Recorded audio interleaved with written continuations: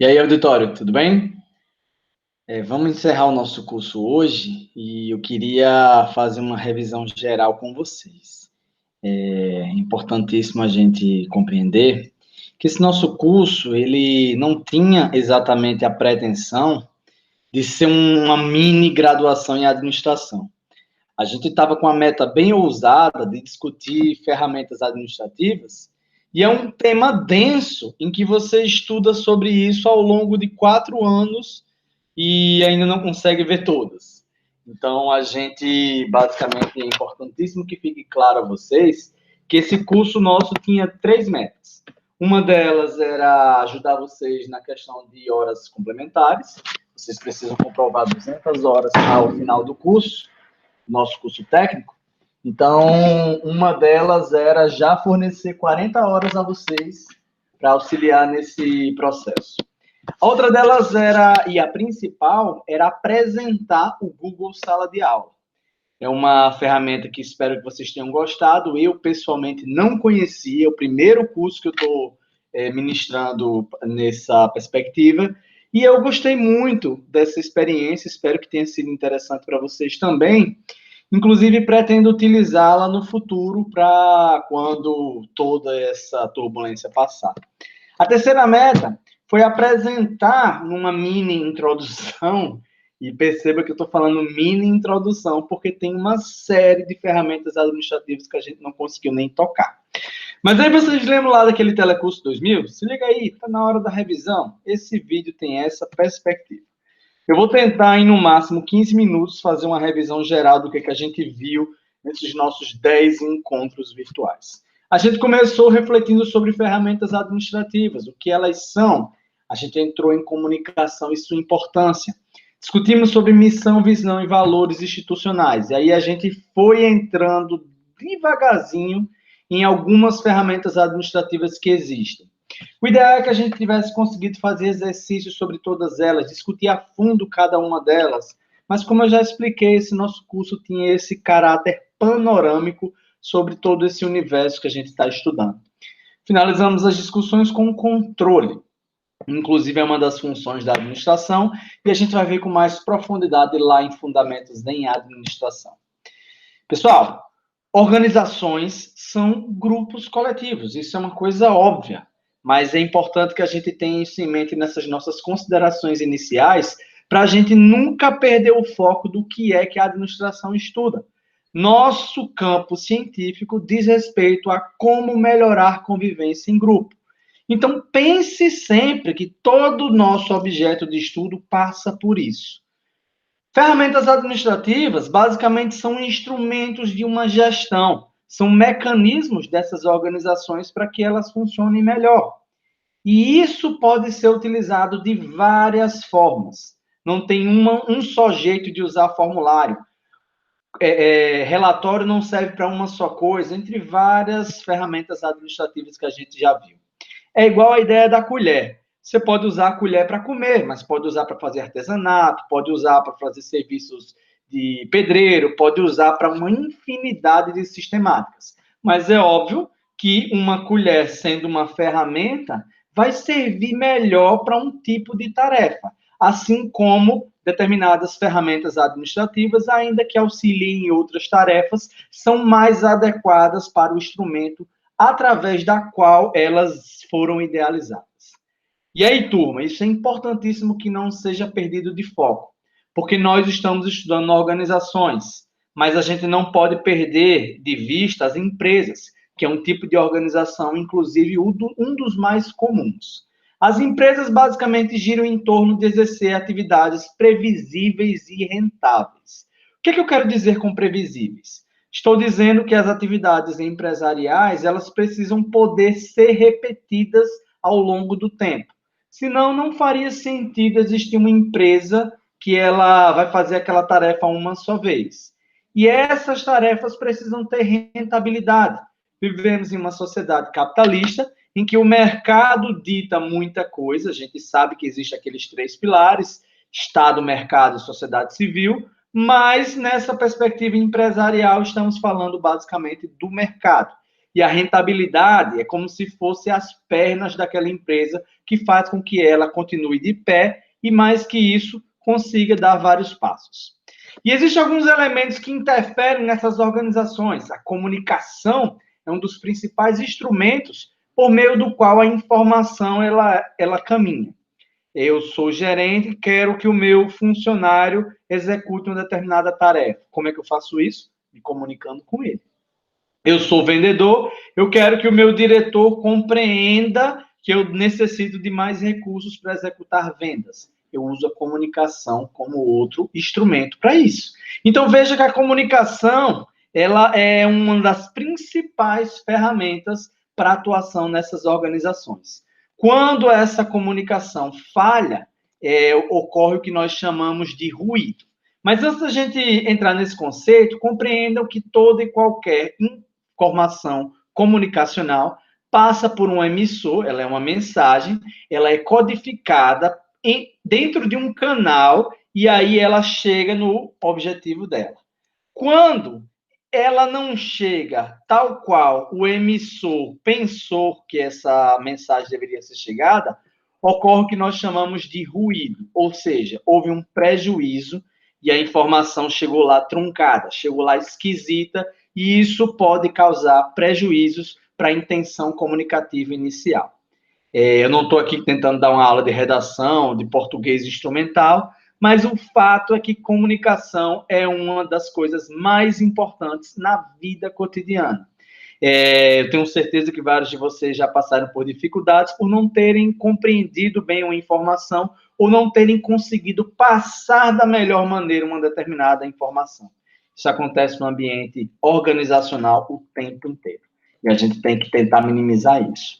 Para conseguir minimizar isso, a gente usa alguns instrumentos. E aí, veja, a gente passa pela missão, visão e valores como a diretriz inicial para que a empresa, para que a organização, para que a entidade, ela faça a sua sistemática de ação. E aí ela vai idealizar uma missão. O que é isso? Para que aquela instituição existe? Para que ela nasceu? E aí ela vai refletir sobre uma visão, onde é que diabo que ela quer chegar. E para que ela consiga chegar em algum local, ela precisa ser apoiada por valores. Esses valores vão dar sustentabilidade. São esses valores que vão fazer com que a instituição se sustente. Do ponto de vista prático, a missão é para que a instituição existe, a visão é onde ela quer chegar, e os valores é o que ela não abre mão para conseguir essas coisas. E aí a gente passou uma tarefa sobre isso, e eu pedi, inclusive, para vocês refletirem isso na perspectiva da vida de vocês. Eu sugiro, inclusive, que vocês pensem mais sobre o assunto. É um assunto bem particular, talvez vocês não se sentiram tão à vontade para dividir comigo, mas eu sugiro que vocês reflitam sobre esse assunto e decore a sua missão de vida. Pense bem onde que você quer chegar, e mais que isso, tenha firmemente definido seus valores. O que é que você não abre mão de maneira alguma para conseguir o que é que você sonha. E aí, gente, a gente entra em umas ferramentas administrativas mais palpáveis. Uma delas são os formulários. Eu sempre gosto de fazer essa explicação lembrando do nosso temerário mosquito da dengue. O que é que ele faz? Ele transmite informações. Por mais esquisito que essa comparação pareça, um formulário basicamente faz isso. Ele coleta dados e ele leva esses dados para que, a partir do processamento deles, eles sejam transformados em informação. E aí é basicamente o que o mosquito da dengue, por exemplo, ele faz. Ele transmite o vírus de um local para o outro. É uma metáfora que parece despretensiosa, mas ela se encaixa bem nessa ideia de levar informação de um local para o outro. Colher informação aqui e levar ela para outro local. E aí, eu sempre gosto de pensar num relatório como uma cadeia de DNA. A cadeia do DNA, pessoal, basicamente ela constitui um código genético. E esse código, ele vai, a partir do relato dele, ele vai, a partir disso, ser possível que um código genético seja transmitido, que ele seja interpretado e ele resulte num ser vivo. Basicamente é isso que um relatório faz. Ele sistematiza as informações colhidas, por exemplo, por um formulário, e a partir disso alguém vai olhar, interpretar e pensar num caminho para fazer uso dessas informações. Mais duas ferramentas administrativas, inclusive a gente não falou muito sobre no nosso curso, mas sobre essas, mas uma delas é o fardamento. O fardamento basicamente promove a padronização e você percebe basicamente quem são os funcionários daquela instituição a partir da identidade visual delas. Isso, inclusive, ajuda na criação de uma identidade. Quando você vê aquela farda, por exemplo, verde, com aquele símbolo do I e do F, você já compreende um colega de turma de IFCE.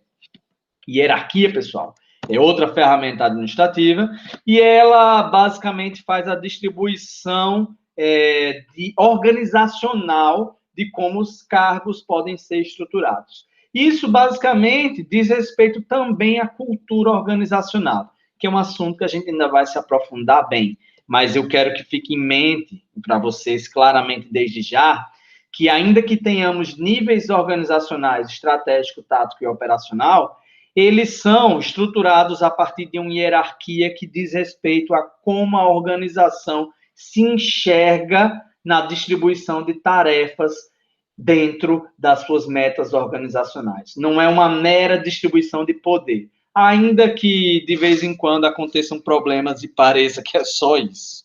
E aí, pessoal, eu queria que vocês compreendessem três conceitozinhos. Desenho organizacional, que é a representação no papel da estrutura organizacional, ou seja, é aqui que a gente coloca no papel como é que a gente pensa que a nossa visão vai ser alcançada. Inicialmente, eu idealizo uma missão, eu penso como é que eu vou, o que é que eu quero alcançar com essa missão, e aí eu entro no como. O desenho organizacional me dá informações nesse quesito. Ele me dá uma representação de o que é que eu quero fazer, como eu quero fazer. Para isso, eu tenho um organograma, que é a representação de cargos dentro da minha empresa. E o funcionograma faz a representação de tarefas e de atividades. A gente vai ver mais sobre isso quando a gente for conversar lá sobre processo administrativo no segundo semestre. Para finalizar, pessoal, o vídeo já está ficando mais longo do que eu queria. É importante a gente falar sobre controle. O que seria controle? Controle é a medição de proximidade entre os objetivos da organização e seus resultados. Eu não pensei, junto com vocês, uma missão institucional, e a partir dessa missão, que é para que a organização existe, eu não tento chegar numa visão. E aí, como é que eu sei que eu estou chegando nessa visão? Uma ferramenta para isso é eu utilizar um relatório das tarefas que foram desenvolvidas. E esse relatório vai me relatar o que é que eu consegui, o que é que eu não consegui. E o controle de processos é um instrumento nessa perspectiva, porque ele vai medir onde é que eu queria chegar e onde é que eu cheguei.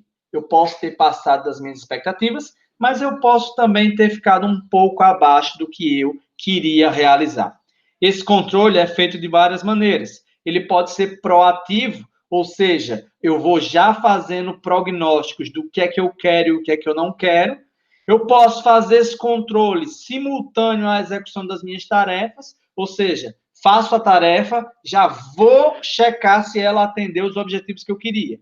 Ou ele pode ser posterior, em que eu vou fazer uma avaliação sobre o que é que já foi realizado e como aquilo colaborou para o que eu almejava fazer. Lembrando sempre que, a partir dessas ferramentas de controle, eu vou chegar à minha medida de desempenho, que sempre vai ser o resultado dos meus esforços, junto com o que eu consegui através desses esforços. Eu posso me esforçar bastante e não conseguir chegar nos meus resultados, não conseguir chegar num desempenho adequado, ou eu posso, talvez, por um milagre da existência, talvez nem me esforçar tanto, mas chegar, assim, ao meu resultado. Isso nos lembra aqueles conceitos de eficiência, eficácia e efetividade, que eu não vou jogar aqui nesse bolo para não embolar muito o meio campo. Mas eu quero que vocês compreendam que há uma conexão direta entre todos esses conceitos que a gente está discutindo agora. E aí, pessoal, para a gente finalizar essa nossa conversa de hoje, eu queria que vocês compreendessem que o controle não é exatamente um instrumento de punição. Ele é uma maneira de garantir a qualidade. Quer um exemplo prático? A nota que você recebe numa determinada tarefa.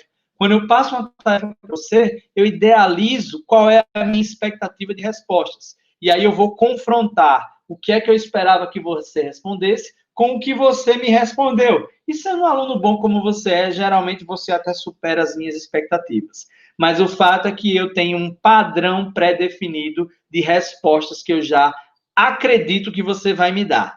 E aí eu faço essa comparação do padrão e eu corrijo você dando o feedback quando você, por alguma razão, não responde da maneira que eu esperava. Eu posso dar um feedback positivo também, dizendo que gostei muito das suas respostas. Veja que eu estou dando um exemplo da nossa paróquia, em sala de aula, mas isso se aplica perfeitamente por meio de um relatório de vendas, em que eu, um vendedor, vou demonstrar para o meu gerente ou diretor quantas vendas eu consegui. E aí, por meio dos meus números, o meu gerente vai conseguir me dar um feedback e me dizer se eu consegui chegar nas minhas metas organizacionais ou não.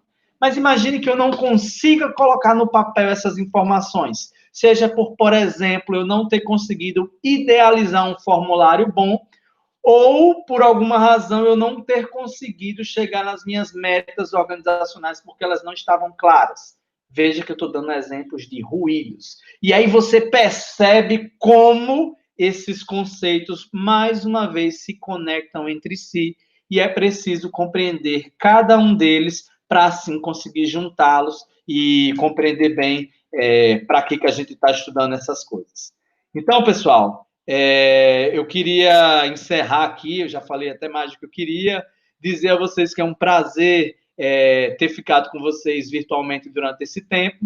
As nossas respostas vão continuar abertas durante mais umas 2 semanas e vai dar tempo de vocês responderem tudo que está aqui nas nossas 10 aulas e eu espero que tenha ficado claro, pelo menos, ou que pelo menos tenha despertado uma curiosidade sobre esses conceitos que tão importantes são para o nosso campo de estudo. Então, muito obrigado, continuo à disposição de vocês e vamos em frente, que a gente ainda tem muito que aprender.